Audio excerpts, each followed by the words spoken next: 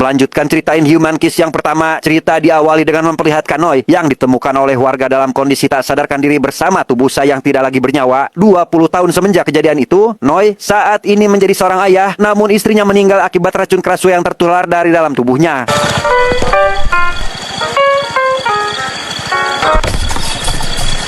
Sebagai seorang ayah, Noi juga berperan menjadi ibu dari anaknya. Ia sudah terbiasa tatkala mendapati listrik korsleting di malam hari, lebih tepatnya saat memasuki tengah malam, karena setiap harinya selalu menyaksikan hal seperti ini.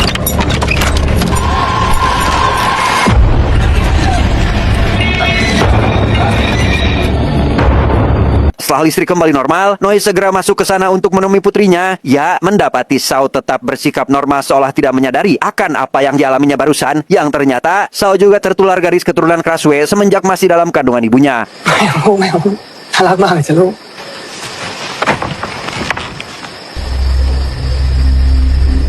Keesokan harinya, Noi mengajak putrinya ke gereja untuk menemui seorang pastor. Ia bermaksud mengecek kesehatan Sao karena semalam akan bertransformasi namun masih dapat mengendalikannya. Sehingga untuk mencegah perubahannya itu, si pastor pun akan menyiapkan ramuan untuk menahan keraswe yang tersembunyi di dalam tubuhnya. สาวสามารถควบคุมมันได้อะ ลูกมั่นใจใช่ไหมว่า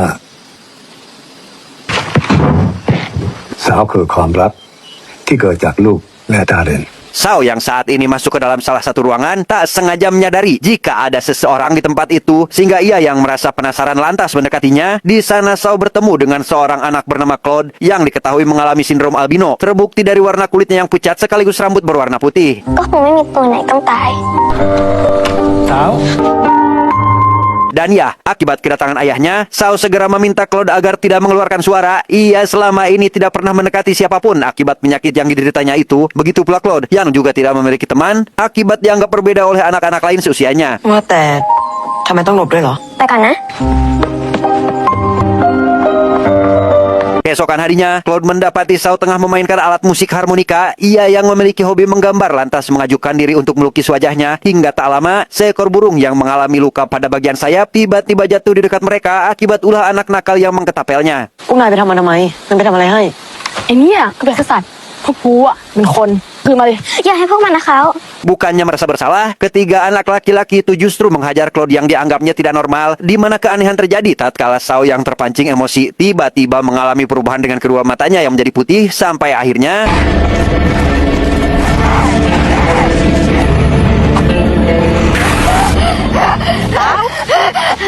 sesampainya di kamar, Claude yang mengalami luka pada bagian lutut lantas diobati oleh sang kakak. Ia diminta agar selalu melakukan perlawanan jika ditindas oleh orang lain, karena tidak lama lagi si kakak yang bernama Anan akan pergi keluar kota sehingga tidak akan ada lagi orang yang menolongnya jika sedang dalam kondisi seperti tadi. Melihat burung yang dibawa oleh adiknya, Anan menyuruh Claude agar segera menguburkan burung itu karena dengan luka yang dialaminya, kemungkinan besar tidak akan bertahan hidup lebih lama. Namun baru saja Claude memegangnya, burung itu pun kembali sembuh seperti sedia kala.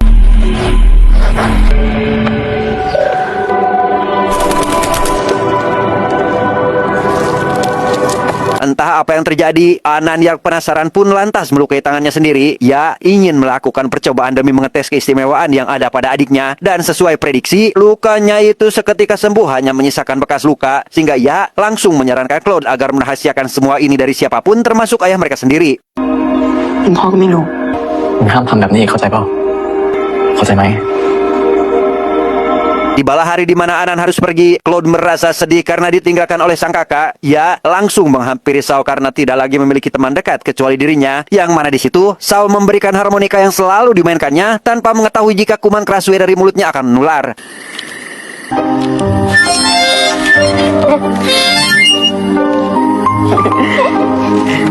Keesokan harinya saat masih tertidur pulas, Claude mulai merasakan dampak akibat memainkan harmonika tersebut. Ia langsung terbangun tatkala menyadari jika Sao akan pergi dari desa ini, namun terlambat untuk berpamitan dan tidak mengetahui akankah mereka berdua dapat bertemu lagi di kemudian hari.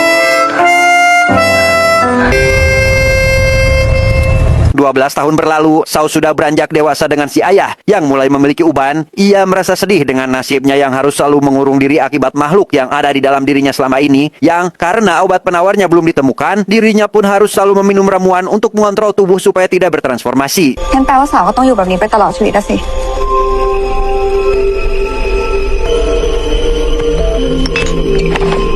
ไ Bukan hanya Sao, Claude juga menghabiskan waktu untuk melatih kemampuan melukisnya. Ia sampai saat ini belum memiliki teman satu orang pun dan sering menyendiri dalam kesepiannya akibat tidak berani menampakkan diri di hadapan umum karena sindrom albino yang dialaminya.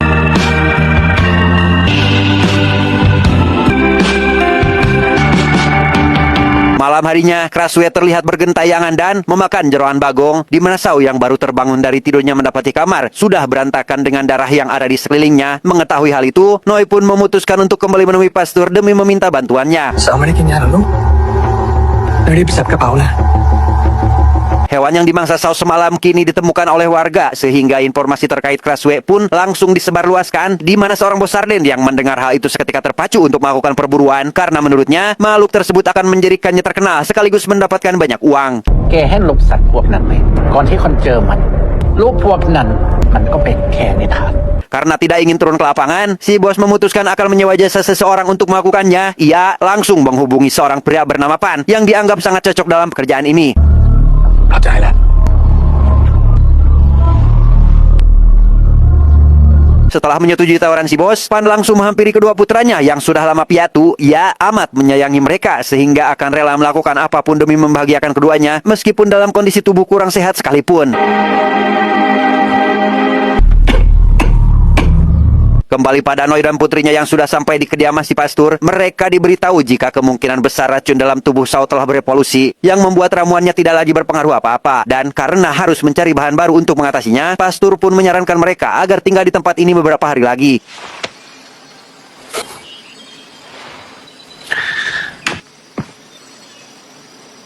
Kian lama tidak berkunjung, Sao akhirnya bertemu lagi dengan Claude, satu-satunya teman dekat semasa kecilnya. Ia merasa senang sekaligus takjub dengan kemahiran melukisnya yang semakin hebat. Menyadari jika harmonika yang dirinya berikan masih disimpan dengan baik, hal itu membuatnya sadar jika Claude selama ini sudah menunggunya. ว่าลูกเก่งกว่า Di tengah kebahagiaan itulah, Claude mendapati kakaknya baru pulang dari luar negeri. Ia yang mendengar jika Anan tidak akan tinggal lama lantas kembali murung saat mengetahuinya. Namun yang lebih penting, kakaknya itu pun mengingatkan Claude agar tetap menjaga rahasia terkait keistimewaan yang dimilikinya. มีเรื่องอยากถามอีกสักครั้งเหมือนกันยังทำแบบนี้ได้อยู่วะไม่ได้บอกใครใช่ไหม Setelah pastor berhasil membuat ramuan, ia meminta Noi agar mengizinkan Sao ikut ke kota menemani Claude karena menganggap jika putrinya itu harus setidaknya mengenali dunia luar, mengingat usianya yang sudah beranjak dewasa. น่าจะดีกับสาวรู้ว่าไหมลูกเองก็เคยผ่านมาก่อนไม่ใช่เหรอ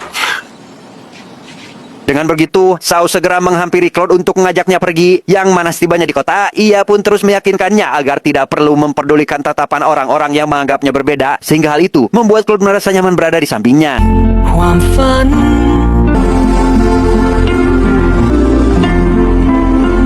Dalam perjalanan pulang, Sao mengungkap keinginannya yang ingin hidup normal seperti orang lain. Ia selama ini hanya mengurung diri dan harus meminum ramuan yang sama sekali tidak menyembuhkannya. Di mana Claude yang memiliki keistimewaan pun lantas mencoba ingin menyelamatkannya, tetapi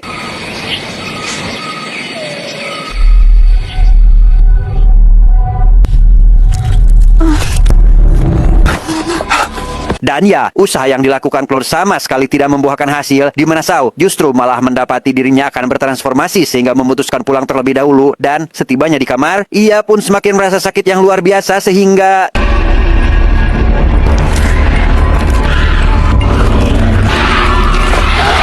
sementara itu, Pan yang mengalami mimpi buruk seketika terbangun dari tidurnya, ia mendapati sebagian tubuhnya mengalami gejala aneh, sama seperti apa yang menimpa Jordi sebelum bertransformasi menjadi kerahang waktu itu, yang ternyata Pan juga merupakan salah satu dari makhluk tersebut.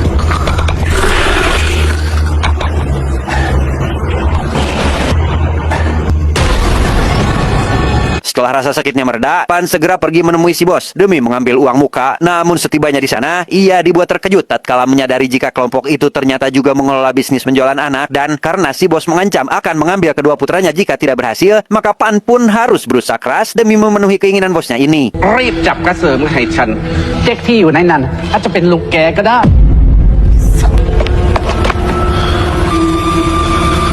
Dalam perjalanan pulang, Pan yang memilih tidur di dalam mobil terbangun akibat mendapati tubuhnya mengalami reaksi. Ia yang menyadari jika anak buah si bos terus memantaunya segera mengambil obat untuk menghentikan reaksi. Namun apa yang terjadi?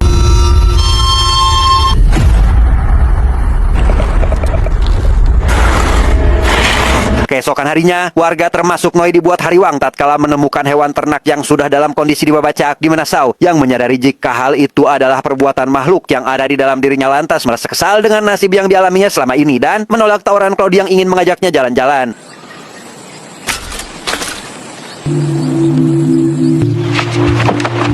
Takut jika warga akan mengetahui tentang putrinya, Noi memutuskan kembali pulang ke kampung halaman. Ia khawatir ke depannya akan semakin buruk sehingga tidak memiliki pilihan lain kecuali harus mengamankannya, di mana Claude dan Pastur tidak dapat menghentikan kepergiannya itu.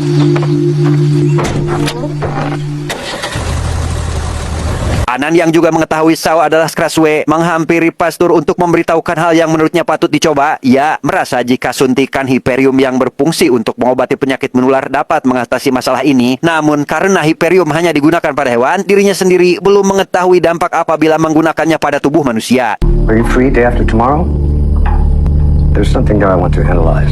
Sementara itu, Sao yang sedang tertidur pulas kembali mengalami reaksi luar biasa, membuat Noi langsung bergegas menghampiri kamar putrinya karena menyadari akan hal itu dan tepat saat setelah Kraswe lepas dari tubuhnya, tiba-tiba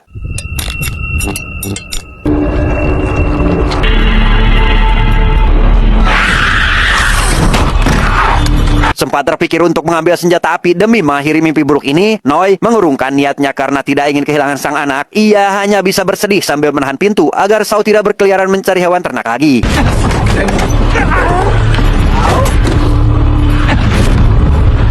Keesokan harinya, Noi didatangi Pastur dan kedua anaknya. Ia diberi ramuan hasil racikan baru untuk diminum oleh Sao, dan meskipun ramuannya belum terbukti berkhasiat, setidaknya Pastur akan ikut membantu jika nantinya terjadi sesuatu. ผมคิดว่ามันคงไม่ได้ผลแล้วหรอกครับ มีอะไรเราจะได้ช่วยกัน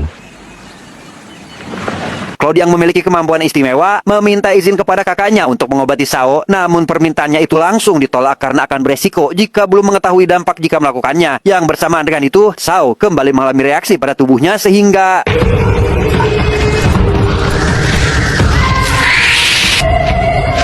dengan cepat, Noi segera menghampiri Sao untuk menenangkannya, yang mana efek ramuan dari si Pastur rupanya masih belum berfungsi dengan baik, namun bisa mencegah Kraswe keluar dari dalam tubuhnya. Dan karena ayahnya sendiri tidak sanggup untuk mengatasi masalah ini, Claude pun memutuskan untuk mencoba keistimewaannya, tetapi Sao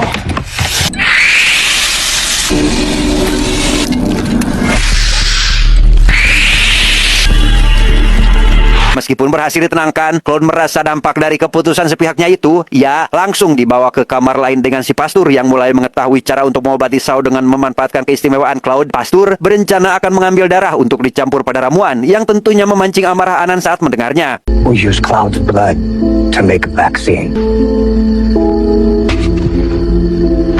Di tengah perdebatan, Claude yang tersadar dari pingsannya memberikan izin kepada si Pastur untuk melakukan uji coba itu. Ia sama sekali tidak keberatan jika harus mati, asalkan Sao bisa sembuh dari penyakit yang dideritanya selama ini. เขาแน่ใจปะ Keesokan harinya, Noi yang tengah menyiapkan pistol dihampiri Anan yang penasaran terkait apa yang akan dilakukannya. Ia menjelaskan jika selama ini dirinya tidak dapat tidur nyenyak setelah mengetahui jika Sao adalah Kraswe, bukan karena takut dihabisi oleh anaknya sendiri. Noi justru khawatir akan keselamatan putrinya dari makhluk rahang yang selalu makan jantung Kraswe untuk bertahan hidup. กระหังโหดมันต้องกินหัวใจกระสือเพื่อให้มีชีวิตรอด Malam harinya, Pastur yang baru selesai membuat ramuan dari darah Claude tiba-tiba dibuat terkejut akan kemunculan sesuatu dari belakang yang ternyata dalam situasi ini, Pastur yang sudah mengetahui jika Pan adalah Krahang lantas memintanya agar bersabar terlebih dahulu. Ia ternyata selama ini juga selalu berusaha keras mencari obat penawar demi menyembuhkan penyakitnya, tetapi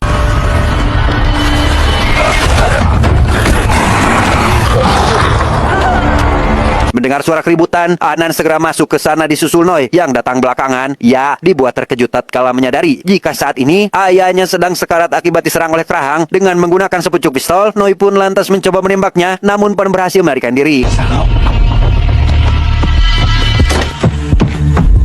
Menyadari putrinya dalam bahaya, Noi segera menyuruhnya agar bergegas untuk meninggalkan lokasi. Hingga tak lama Krahang kembali menampakkan diri yang kali ini merayap pada bagian atap sehingga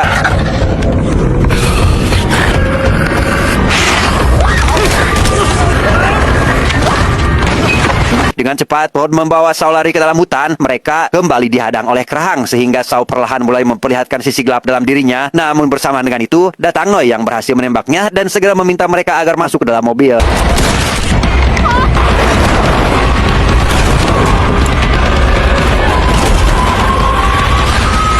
dalam pelariannya itu, Noi meminta Claude agar membawa Sao jauh dari tempat ini. Ia berencana akan memancing sosok tersebut menuju ke arah berlawanan dengan cara melukai tangan putrinya, menggunakan sedikit darahnya itu demi keberhasilan rencana ini.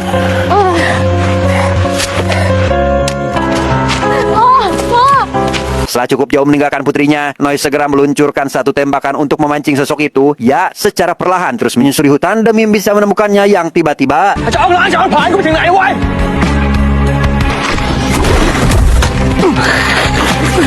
sementara itu, Sao yang saat ini bersama Claude kembali merasakan sakit akan bertransformasi. Ia tidak sanggup lagi melanjutkan pelarian sehingga Crashway dalam dirinya pun mulai keluar dari dalam tubuhnya. Crashway langsung pergi ke arah berlawanan hingga bertemu dengan Noi yang ternyata selamat dari kerahang barusan. Pada detik ini, Sao yang masih memiliki kesadaran merasa bersyukur karena melihat ayahnya baik-baik saja. Hingga tanpa diduga, kerahang kembali datang dan menghabisi Noi dari belakang. Tak terima akan hal itu, Sao yang berbalut emosi pun berniat akan membalaskan dendamnya sehingga pertarungan edan-edanan pun tak terelakkan lagi. Karena kerahang memiliki tubuh layaknya manusia, dirinya dapat mendominasi pertarungan melawan Crashway yang hanya bermodalkan tentakel, di mana Claude yang ingin membantu Sao sama sekali bukan masalah besar bagi dirinya, sehingga memutuskan akan mengakhiri pertarungan dengan menghancurkan jantung Crashway. Tetapi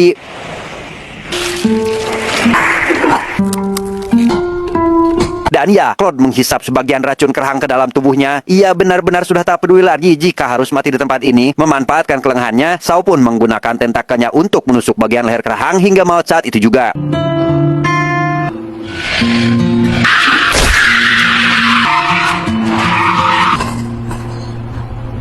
Dengan sisa tenaga yang dimilikinya, Claude segera membawa Sao untuk dikembalikan pada tubuhnya. Ia berhasil menyelamatkannya tepat waktu, namun naas nyawanya sendiri tidak terselamatkan akibat racun kerahang yang dihisapnya barusan.